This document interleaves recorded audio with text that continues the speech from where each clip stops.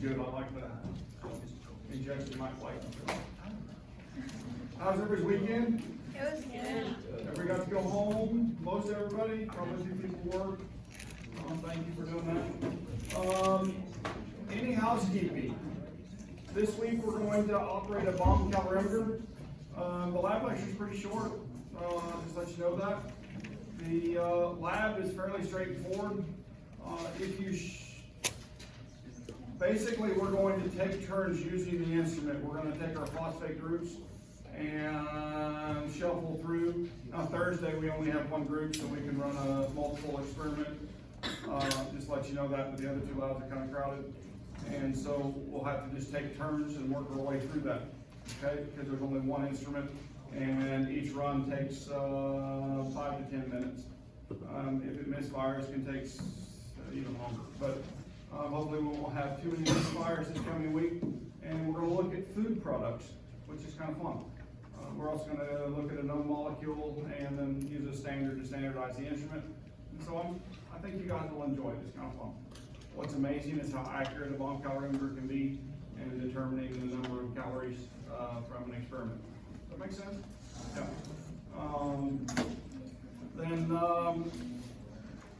We have 2 weeks to spring break. Yeah. Somebody said week? Yeah. I thought so. I'm excited too. So what I always say this with fall break and spring break, right guys? Number one, to be better at something, we got to practice, okay?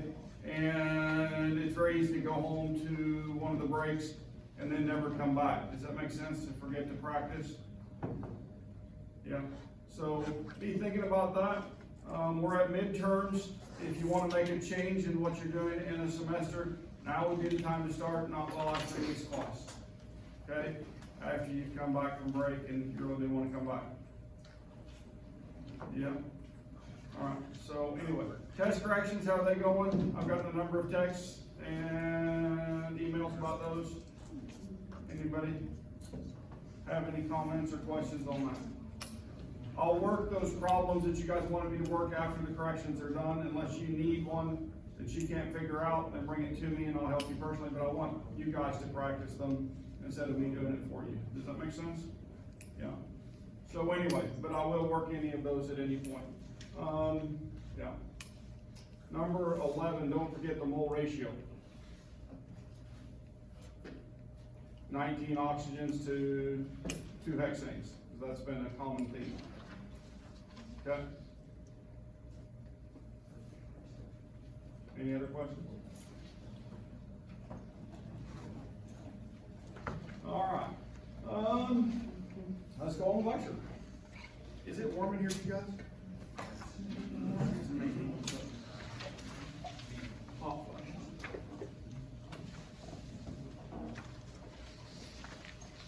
On the board is a reaction. We stopped on this slide last time. And I want you guys, is this the same thing as what's up here?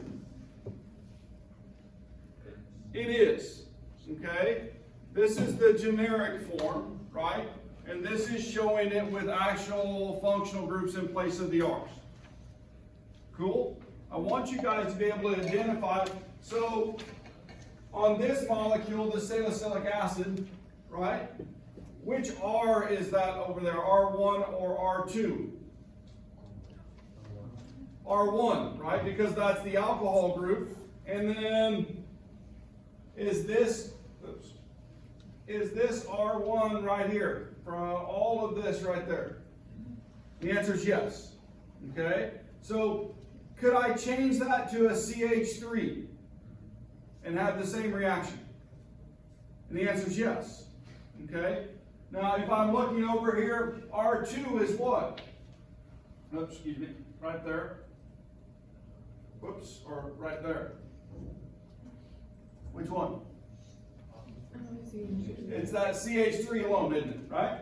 So that's the functional group that's replacing R2. Okay? Now when I go over and I look at the final product, do I see that?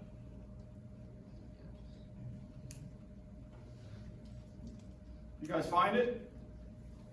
It's reoriented a little bit, isn't it? So this is moved to right there. There's that CH3, right? And then here's that remainder of the molecule. Cool? I want you guys to be able to see those things. That's really what you look at when you're looking at a reaction. You're looking at the functional groups and you're trying to identify those, right? Does that mean you have to have knowledge of what the functional group is? It really does. And if you don't have that knowledge, then it makes organic chemistry very, very difficult. You guys with me? Right? And then what you'll find is that we start seeing similarities in reactions where we can change this out with an amine. Okay, and instead of making a ester bond, we make an amide. Okay, or you guys in live chemistry, in proteins, would call a peptide bond, right? And so they work on the same mechanism, all right, or similar mechanism. And so be aware of that. And so you start seeing these patterns, right? And when you can start seeing the patterns, then organic chemistry becomes so much easier, guys. It really does. Language and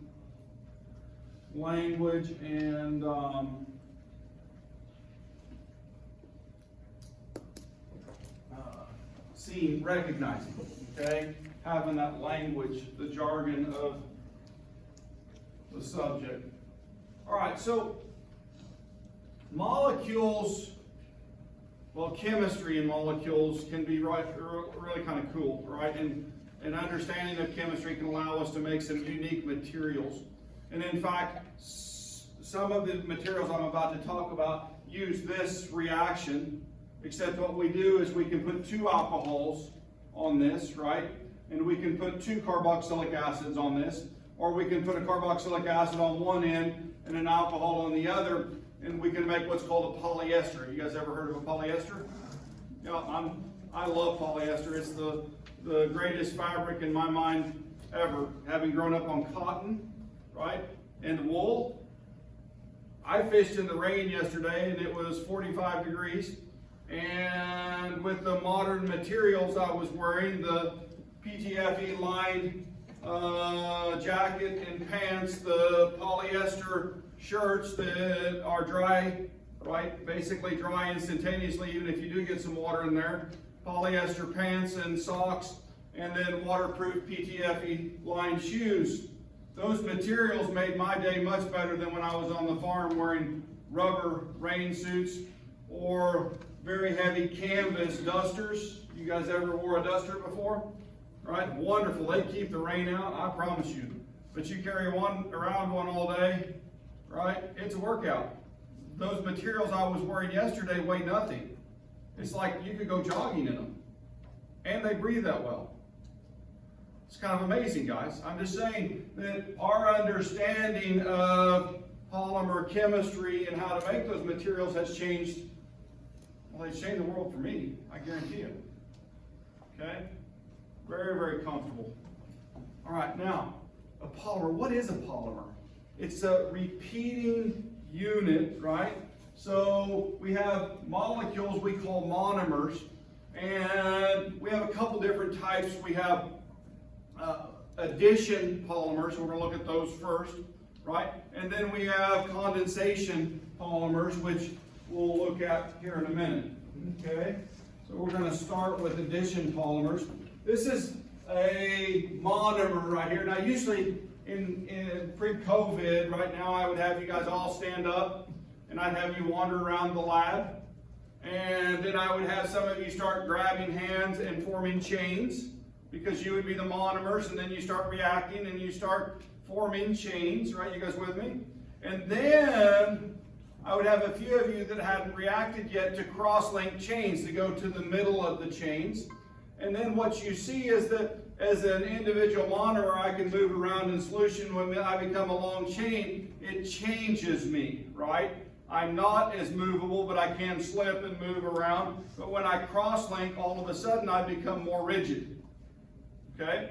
And so by changing the chemistry, by changing the molecule that we use instead of this ethylene, then I can change the chemistry, and we'll talk about that in a second too. But if I'm looking at this, you guys see the double bond, right? through a radical mechanism. Dr. Easton will teach, or not Dr. Easton, Dr. Long will teach that to you next semester. And so if I'm looking at that, then what I see is I formed a long chain of carbons. And so I make a fiber, in a sense, right? And then if I make a whole bunch of those fibers and I put them together, then I can make either a rope or I can make sheets, right? And depending on what's present and how it's put in, whether it's high density or low density, I can change the texture of that. Okay, so through manufacturing processes, I can change all of those things, and I end up with very long chains of that. Now, what's interesting is I can take off hydrogen and substitute that with a different R, right? I can put a methyl group there, and if I put a methyl group there, instead of getting polyethylene, I'll get polypropylene, right? Is polypropylene different in texture? Yeah. And so if we're looking at that in that relationship, then I can change the nature of the plastic by changing out a hydrogen for a methyl group, a hydrogen for a Cl. Anybody ever heard of PVC? Polyvinyl chloride? What's it used for? Plumbing, right? Pipes and those types of things. You also make rain suits out of thin layers of that. Now, what's the disadvantage of a PVC rain suit? Yeah? Sweat. You sweat it. You're as wet on the inside because of the perspiration as the rain would have gotten you if you hadn't had a jacket on. And they're hot too, aren't they? Yeah, because they don't breathe very well. Okay? And so there's other materials that breathe better. May be able to be made that way. I'm not sure. I'm not a polymer scientist. Okay? So, but I know that all of them that I have worn have been miserable. Okay? The only place you might want them in the North Sea, where it's so cold too, right, that you don't sweat. But anyway, polystyrene. All right, what do we use polystyrene for?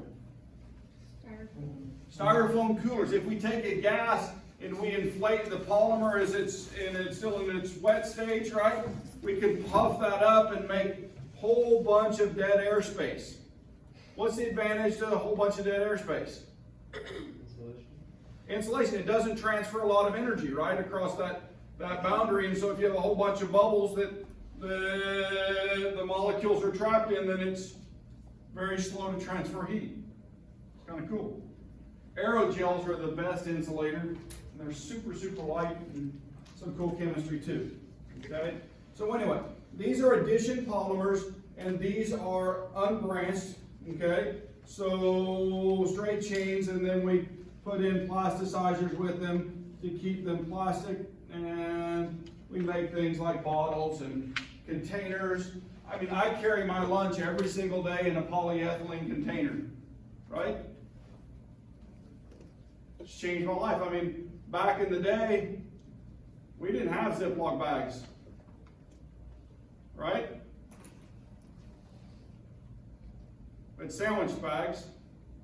But they were twist ties. Somebody's done some cool chemistry to make those rigid edges. You can zip them shut. Don't they keep your sandwiches better? I think so, yeah. So anyway, fun stuff. All right, to change now, notice I've changed the monomer. You guys catch that? What's different about this monomer? CH3. There's two double bonds, right? Yeah. So 2-methyl-1,3-butadiene or isoprene. Okay, and so now what can happen is we can start cross-linking. Okay, because of the second double bond, then we can start doing connections between chains, and we can make more branch chains. And so if we look at rubber, now I have a question, and I keep saying I'm going to put these slides in. I have some blocks of rubber that are in Belize. Maybe it was in Guatemala that I was at. I was in one of the two, but they have rainforest there, right? And do you know what kind of trees they have there? Rubber trees, yeah.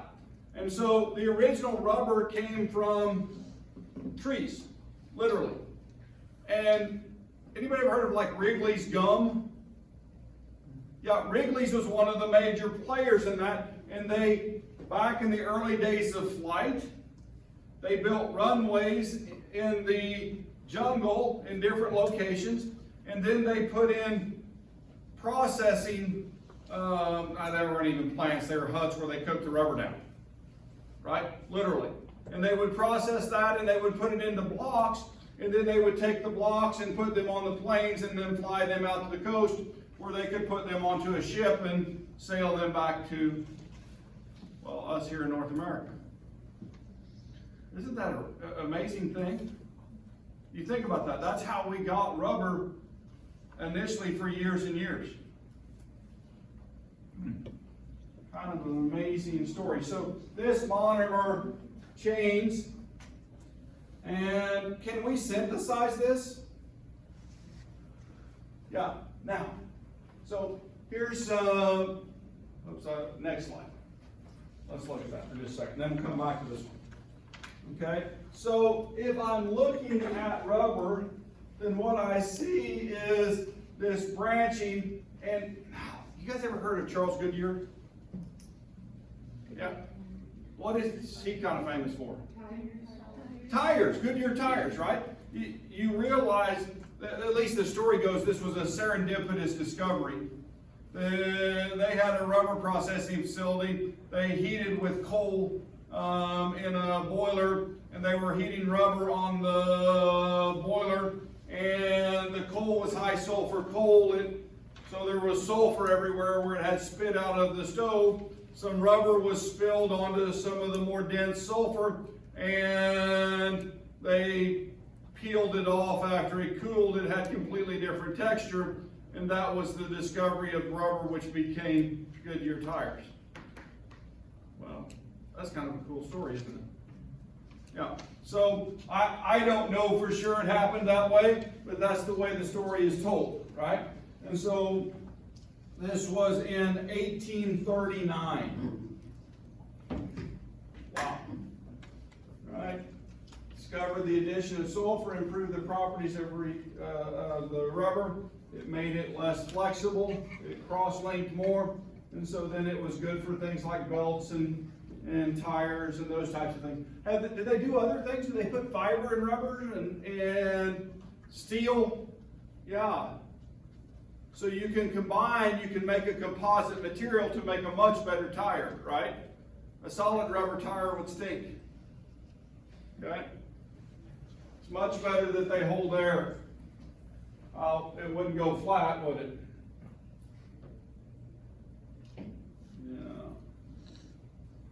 All right, so cool thing you can do with the rubber band when you get to pecan, you'll probably get to do it, is if you stretch it, it changes temperature, and when you release it, it comes back to close to the original temperature, and you can feel that on your lip. Try it sometimes, you might be surprised at what happens. Okay, so styrene butadiene rubber.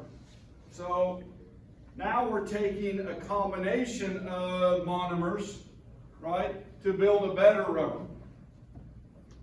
You guys realize there's entire PhD programs based on polymer chemistry? Yeah, be a great career, all right?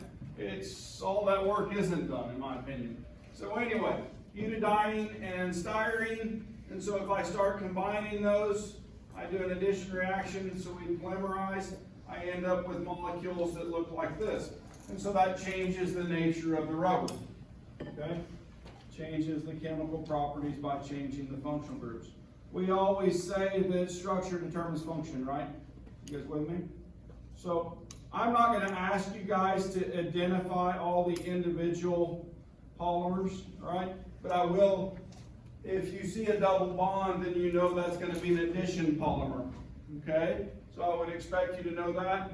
And then if you see a condensation reaction, then you know that that's going to be what? A condensation polymer. And so those are the two things that I really want you guys to be able to identify out of this. All right? So, polymer formed by the formation of two large molecules. One has a carboxylic acid functional group. The other one has an amine or an alcohol. Okay, those are the the common ones that form. And so anyway, so we make that ester linkage or that amide linkage, also known as the peptide linkage.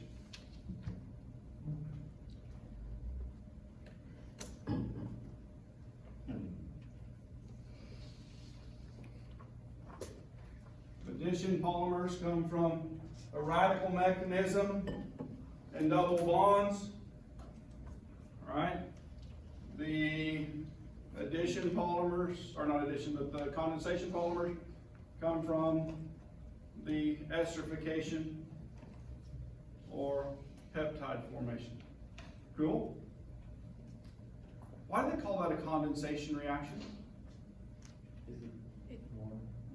What's the byproduct of this? Water. Water? Isn't that a form of dehydration synthesis? You could call it that. It wouldn't, yeah, that wouldn't be incorrect because these molecules do lose a water, so in that way, yep. In fact, it's probably referred to that way sometimes, right? So anyway, you can actually adjust the chemistry and get other byproducts, for example, HCl and so on, by using acyl chlorides and stuff like that. So there's alternate chemistry. We're just talking about the one at this point. Yeah. In fact, it's better in terms of yield and such. So that chemistry's been improved. This is a repeating unit. Now, is this before or after the polymers form? It's after the polymers form. And can you guys find the ester linkage?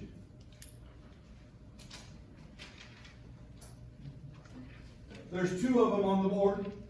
On the left and the right side of the. So, right there, is that an ester? Yes. Yeah. And then right here, is that an ester? So the monomer in this case had two what on it? R group. Two, well not R groups, that's all I'm looking for, it had two carboxylic acids, right? And so that means the other one had two what? Alcohols on it, right? To make the chain continue. So if I'm looking at that, I can see that repeating unit. So this just goes over and over. And so this is polyethylene terephthalate, PET, and a form of polyester composed of one molecule with two carboxylic acid functional groups and another molecule with two alcohol functional groups. And so if we look, we can see that OS actually goes to amide. So in this case, I'm looking at the molecule here. This is a carboxylic acid. This is an amine. Remember when I have a nitrogen with hydrogens on it, right? Attached to an R group, then we call that an amine, A-M-I-N-E. And so that's a functional group I've mentioned before, but what biomolecule might I find that on? Amino acids. An amino acid, for example. Is an amino acid a form of polymer? Well, Yeah. It's a biopolymer, isn't it? Yeah. So think about it that way, because now what's interesting is it has varying units, right, in terms of the R group on the amino acid. And so when it folds up, it can fold up and do specific function, which is really cool. It's amazing. Would the amino acid or the protein be the polymer? The protein is the that's polymer, yes. what it is. Yeah, the protein that forms is the polymer. Because the amino acid would be called what in this language? Monomer. The monomer, okay? So anyway, so you guys can see that linkage right there. You can see the linkage. Cool.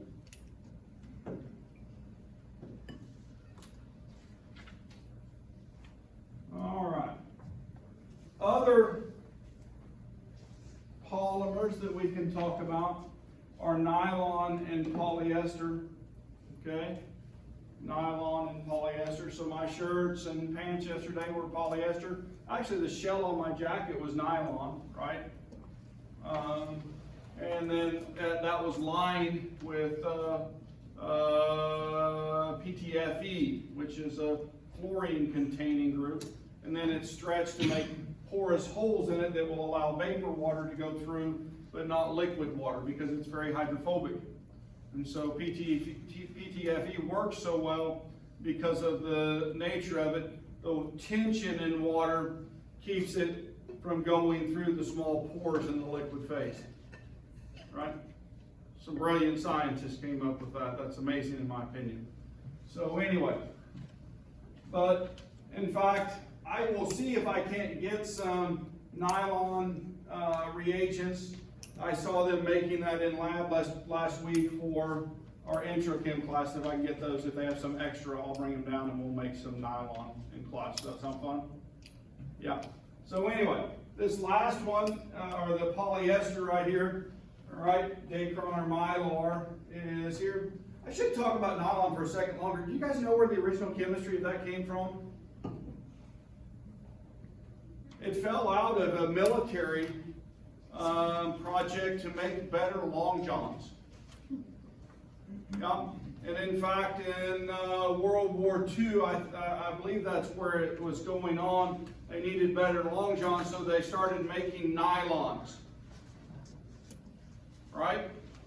And supposedly the soldiers brought them home, and their wives liked them so well, they started wearing them for warmth, right? And the nylons, which is the nickname for pantyhose, right? You guys, which they've kind of gone away back in my mom's and grandmother's day, that everybody wore those to church every single Sunday, right? Under the dress. Yeah. Interesting, huh? Yeah. So anyway, so those fibers are used and are quite significant. So if we're looking at that nylon, this is what you'll see when I start making it. Is I'll bring a beaker down. I'll put two reagents in there. One of them in a beaker. One of them is water-based, okay, soluble in water. The other's in an organic solvent. And what do we know about water and non-polar organic solvents? They don't like to mix, do they? And so if I take those and put them in a beaker, you guys see the two layers, right? And so methyl diamine in the lower layer and adipyl chloride in the upper layer. And so at the interface, if you reach in with a pair of tweezers, forceps, and you grab hold of that at that boundary, the plastic will be forming, okay, the polymer. And so then you can pull that up, and I like to take a beaker instead of a stirring rod and start rolling it on the beaker. And one year, the record year in intro chemistry, which we do a lab that does that, we made 101 foot long continuous piece of nylon. Now that's not much for a factory, but it is for intro chemistry class to get it unrolled and everything. You guys with me? Yeah. So anyway, so that's that reaction, and that's kind of a fun thing. So all right, here's that nylon linkage again, just showing it to you in terms of the ends. The repeating units are here. And so anyway, these are the starting materials. Here's the dicarboxylic acid, here's the diamine, and that's the repeating unit that forms. Cool? Yeah. Really want you guys to see those bonds, right? Really want you to see those.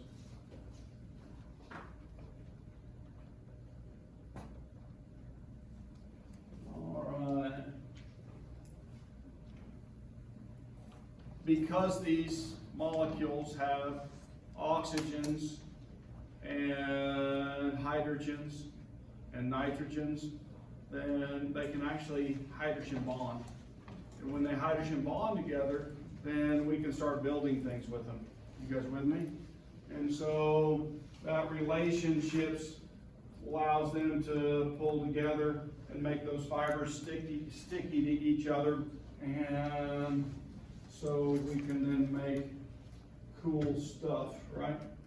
In fact, even in our modern plastic worlds, these plastics are often reusable even. You guys know that. We do recycling here on campus, right? And so if I'm looking, then different plastics are classified or coded with a number. You can find that usually on the bottom of the bottle to know which container to put them in when you're sorting to recycle them. Yeah, and some aren't accepted as well as others. So anyway, and you don't want to mix the different types of plastics. Cool? Yeah? Anybody ever worked in a recycling center? Like they don't recycle the lids because the lids are, I don't know, some other kind of plastic. It's interesting, I always find that interesting. Should have a lid box. Think how many lids get thrown away. Alright. What did cross-linking do? What did cross-linking do? It connected two layers, and then what did it do to the structure of the polymer? It increases rigidity. Literally, it makes it stiffer, right? And so when we cross-link, then we cross-link to make it more rigid, right? And so anyway, here is a amino acid, right? That's not mean, like it's mean, like amino person.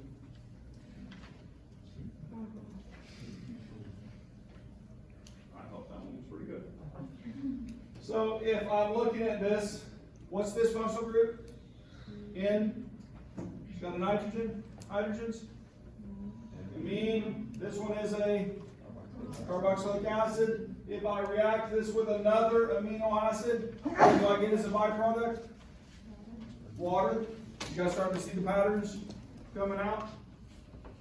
So I'm not asking you to know a whole bunch of chemistry in that way. I'm asking you to be able to identify where the reaction occurs, what the functional groups look like, and then you can say, oh, well, this is a polypeptide. I see the amine, I see the carboxylic acid, and it's automatic, right? Because you see the functional groups, and you can identify that molecule without the name being on it, okay? It's the same as having the name, seeing the structure is the same as having the name written down for a chemist. You guys know that, right? It's just another way of writing it.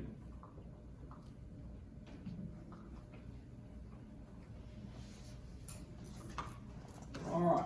So what about the R group? What can we do with the R group in peptides? Can we change that? Yeah. Yeah. So what do we say about structure? Structure determines function, right? Yeah. And so if structure determines function, if I put something that's non-polar there, right? Does non-polar like water? Nope. But if I put something that's polar in that R group's place, does it like water? Yeah? You guys with me? Now, if I put something like sulfur, sulfur can actually cross-link in peptides just like it did in our butadiene, right? In our rubber. And so, literally, sulfur disulfide bonds can form in proteins, which are a little bit stronger than just the hydrogen bonding. You guys with me? That it can occur because there's functional groups that have oxygen and nitrogen and so on. So if I'm looking at these molecules, and here's my amine, right? Here's my carboxylic acid. So this is the R group. The simplest one is glycine. It has a hydrogen there. Okay?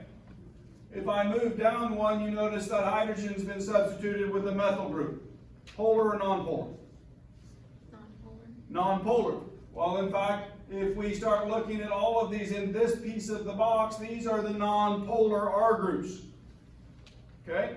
So if I move down, there's a propyl group, right? And then this is 1, 2, 3, 4, so a butyl group.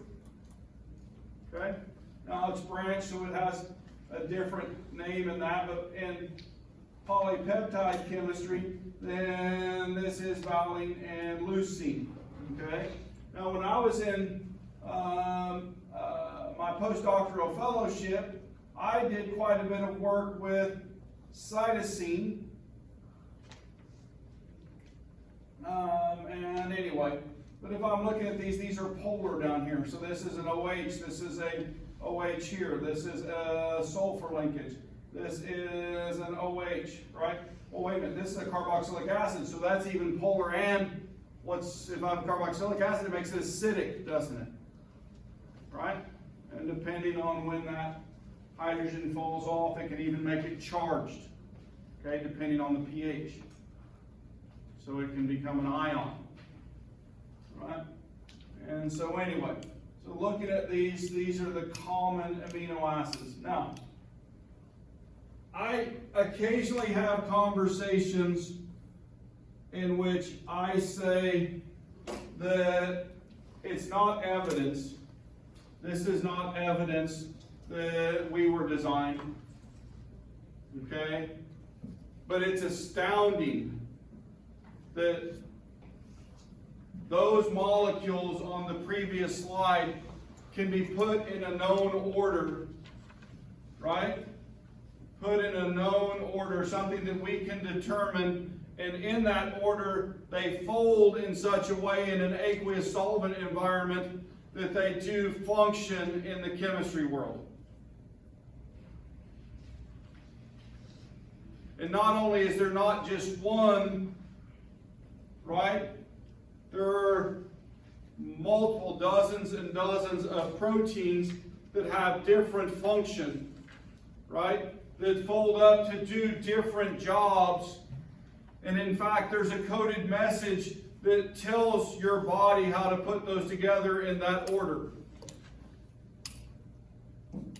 You guys with me? And in fact, we have uniformity in structure. We can tell that we are human, right? That we can look at other species and we can tell a lion from a tiger, we can tell a bear from a cat, and we don't have any issues doing that, do we? Yet on a cellular level, we're different, right? In our DNA, because our DNA, the message codes to make each of those, right? You guys with me on that?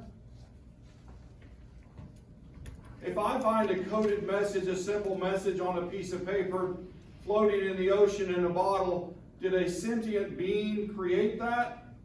Or did it accidentally form and float into the shore?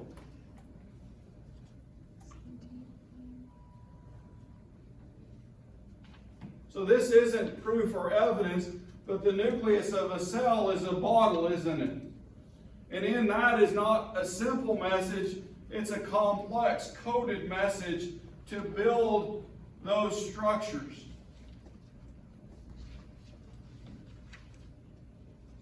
My question is, who wrote it?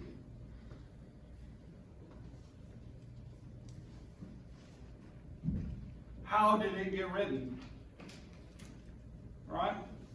For me, I have a belief system that whether God specifically took his hand and wrote it, or whether a sentient being that God put into place wrote it, because I don't know.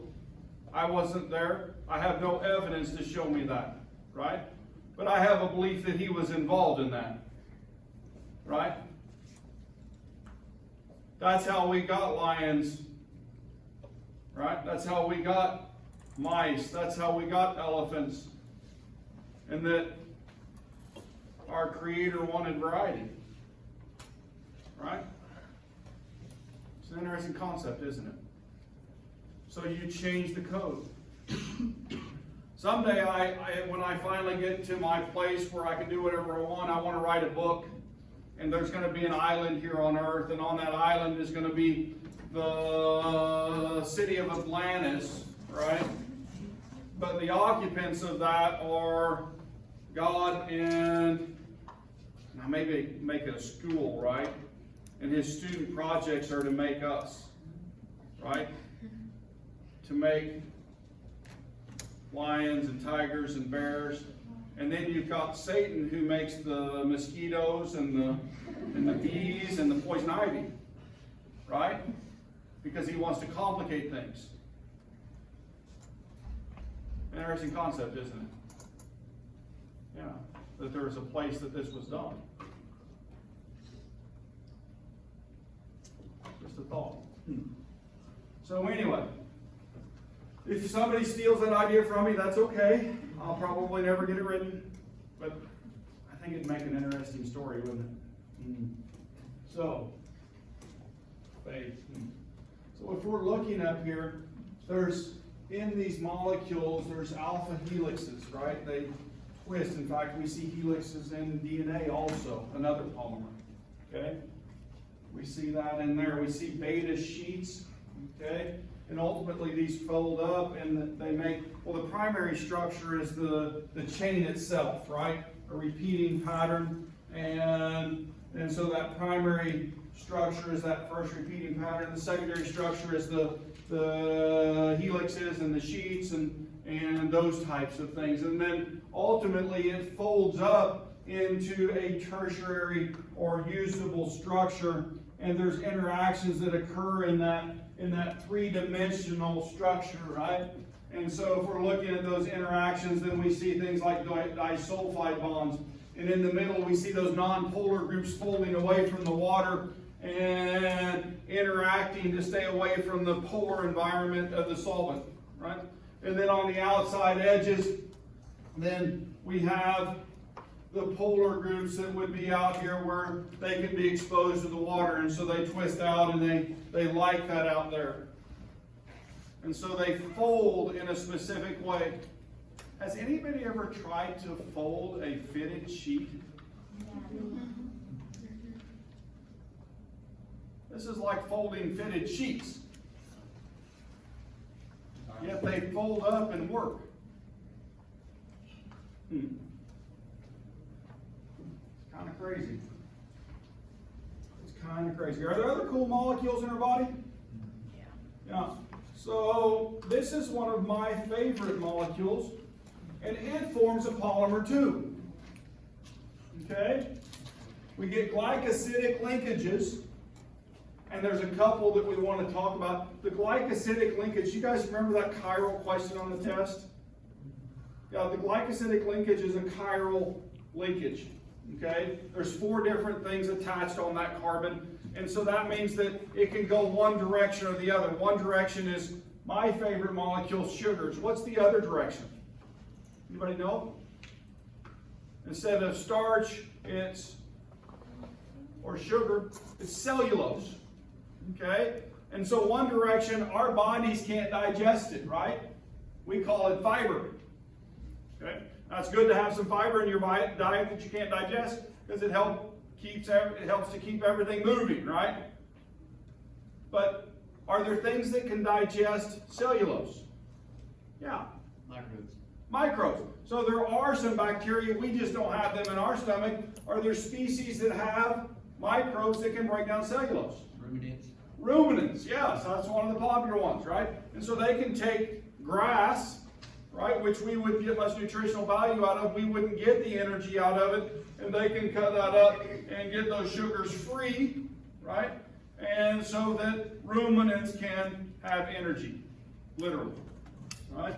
So, but anyway, a saccharide is a scientific name for a sugar, and so a monosaccharide is 1 unit, okay? And then a disaccharide has 2, right? Sucrose is a nice example of a disaccharide, right? That's the favorite one, right? 2 sugar molecule units may be the same or different sugars.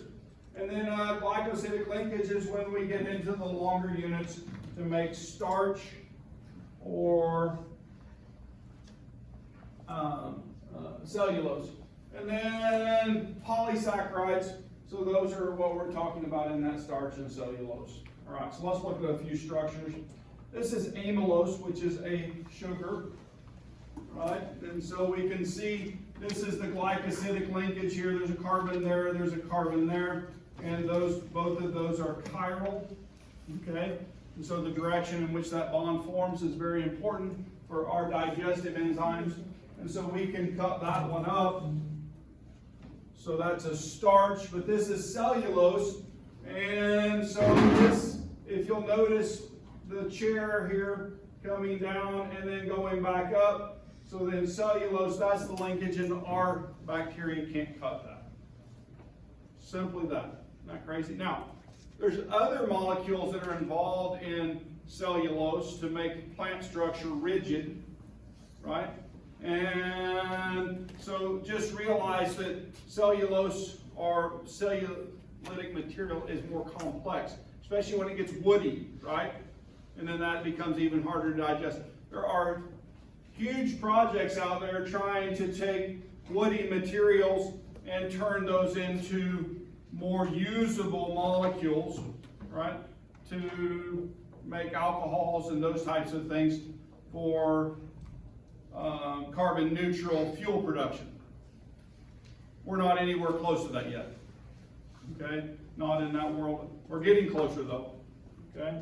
You still have to put in a lot of energy to make that happen, but someday maybe we will change that and in that. So that's my last slide. I've only got a couple minutes. I don't have the next slide set open. You guys have any comments or questions on that? I kind of threw out some stuff that was maybe on the edge there, yeah? Cellulose, isn't it contain like